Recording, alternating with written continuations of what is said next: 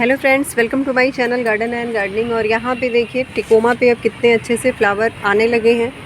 और इनके मेरे पास 3 तरह के कलर हैं, 3 अलग अलग वैरायटी है टिकोमा की। एक ये येलो और एक जो कॉमन सी वैरायटी होती है ऑरेंज कलर, और एक और है थोड़ा सा उसके फ्लावर और छोटे साइज़ में होते हैं। तो बहुत अच्छे से चलने वाला ये पौधा है। और अगर आपका प्लांट हेल्दी है तो सिर्फ सर्दियों को छोड़ के पूरे सीज़न इसमें फ्लावर आते रहते हैं।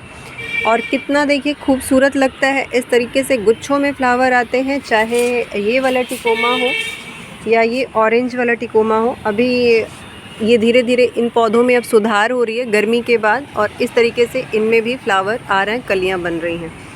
तो अगर हम इन पौधों को साल में 2 बार फर्टिलाइज़र दे देते हैं जैसे और पौधों को देते हैं, और बीच बीच में लिक्विड फॉर्म में फर्टिलाइज़र देते हैं, तो ये पौधे बहुत ईज़िली गार्डन में चल जाते हैं।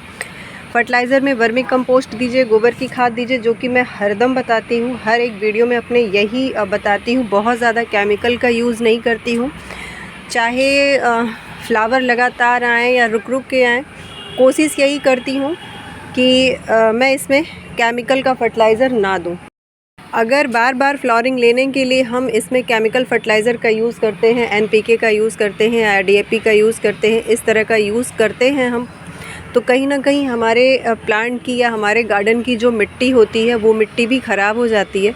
और उलट पलट कर अब तो मैं जो है वेजिटेबल भी लगाने लगी हूँ, वेजिटेबल प्लांट्स। तो मिट्टी हेर फेर करके कभी वेजिटेबल प्लांट्स में वो यूज़ हो जाती है, कभी इस तरह के फ्लावर प्लांट में यूज़ हो जाती है।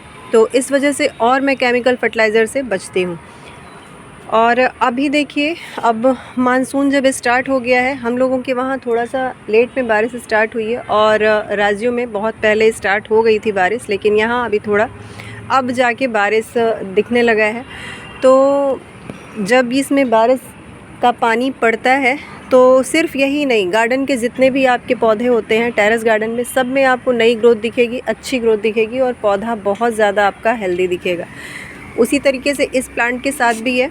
और कलियां भी इसमें अब बनने लगी हैं, पत्तियां भी नई आने लगी हैं, और फ्लावर भी देखिए इस तरीके का हो रहा है। तो आप इन्हीं सिंपल से कंपोस्ट का यूज़ करिए। बहुत ज़्यादा कुछ इसमें खाद वगैरह देने की ज़रूरत नहीं है। जब बहुत ज़्यादा गर्मी होती है उस समय ये ध्यान देना होता है कि जैसे और पौधों को हम सावरिंग करते हैं, इन पौधों को भी हम अच्छी तरीके से एक टाइम नहला दें मई जून की गर्मी में। तो पौधे अगर हमारे बचे रहते हैं तो अपने आप ही वो बारिश के टाइम में फिर से बढ़ने लगते हैं, अच्छी ग्रोथ ले लेते हैं। जितने भी इस तरीके के फ्लावरिंग प्लांट होते हैं, इनको पूरे दिन की धूप चाहिए, तभी ये पौधे अच्छे से फ्लावर करते हैं, अच्छे से इन पे फ्लावरिंग होती है।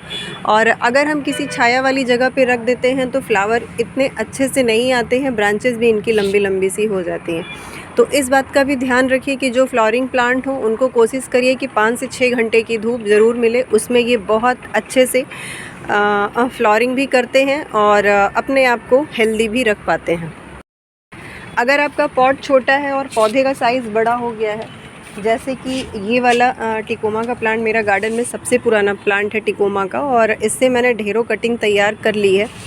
तो अगर पॉट साइज़ आपका बहुत बड़ा नहीं है पौधे के हिसाब से, और बहुत ज़्यादा वेल ड्रेन मिट्टी बनी हुई है, तो गर्मियों में इन पौधों में आपको दोनों टाइम पानी देने की ज़रूरत पड़ेगी, क्योंकि जितना बड़ा प्लांट होता है उतने जल्दी ही वो पानी को ख़त्म कर देता है पॉट से, और जल्दी ही उसकी ब्रांचेज़ और जड़ों को पानी की ज़रूरत जल्दी जल्दी होती है। तो जिस हिसाब से आपका प्लांट हो उस हिसाब से पानी दीजिए। पानी जब आपको ऐसा लगे कि सुबह हमने पानी दिया है और शाम को मिट्टी ड्राई हो गई है तो पानी दे दीजिए।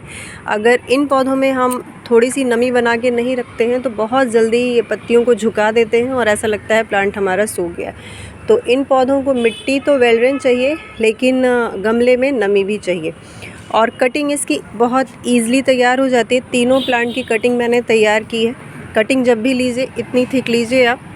और सिर्फ अगर हम रेत में लगाते हैं तो बहुत अच्छा रिज़ल्ट मिलता है, और कोकोपीट में भी हम लगा सकते हैं, लेकिन अगर किसी और मौसम में लगा रहे हैं, बारिश में मुझे नहीं लगता कोकोपीट मिलाने की ज़रूरत है। आप सिंपली रेत में लगाइए या रेत और मिट्टी में लगाइए तो भी ये पौधे अच्छे से ग्रो कर जाते हैं। कटिंग यहाँ भी देखिए मैंने 3 कटिंग लगाई थी, करीबन मुझे हो गए होंगे 20 से 25 दिन हो गए होंगे। और तीनों तरह की जो कटिंग है, ये ऑरेंज वाले प्लांट की भी कटिंग इसमें है, येलो वाले फ्लावर की भी कटिंग है और ये वाले प्लांट की भी कटिंग है।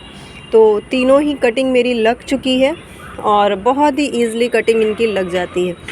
तो इस तरीके से देखिए, जब भी कटिंग आप रखिए कोशिश करिए कि बड़ा सा प्लांट हो और उसके नीचे इस तरह से रख दीजिए, जिससे उसको नमी नीचे से भी मिले मिट्टी से और ऊपर से जो धूप मिले वो छन के मिले, या ना के बराबर इन पौधों को धूप मिले। गार्डन के कुछ ऐसे परमानेंट प्लांट होते हैं जो बहुत हार्डी प्लांट होते हैं। इन पौधों को बहुत ज़्यादा फर्टिलाइज़र की ज़रूरत नहीं होती है, बहुत ज़्यादा देख रेख की ज़रूरत नहीं होती है। जैसे कि हमारे गार्डन के गुलाब के पौधे हो गए या हाइब्रिड हिबिस्कस हो गए, उनको बहुत ज़्यादा देख रेख की ज़रूरत होती है। अगर थोड़ा सा हम चूक जाते हैं तो पौधे हमारे ख़राब हो जाते हैं। उस तरीके के ये पौधे नहीं हैं, आप ईज़िली इनको ले आइए। और ये वाले प्लांट जो हैं आपको 100 से 150 में प्लांट की ग्रोथ के हिसाब से नर्सरी में मिल जाएगा। नहीं तो अभी बारिश का टाइम है, आप आस पड़ोस में कहीं अगर ये पौधा हो तो आप इसकी कटिंग ईज़िली लगा सकते हैं। तो बस इन पौधों को ले आइए और सालों साल आपके गार्डन में चलते रहेंगे। तो ये थी फ्रेंड्स छोटी सी जानकारी। और अगर ये फ्लावर अच्छा लगा हो तो वीडियो को लाइक करिए, शेयर करिए, चैनल पर नए हैं तो चैनल को सब्सक्राइब भी कर लीजिए। आज की वीडियो में बस इतना ही, फिर मिलती हूँ आपसे अपनी अगली वीडियो में ऐसे ही किसी नए टॉपिक के साथ।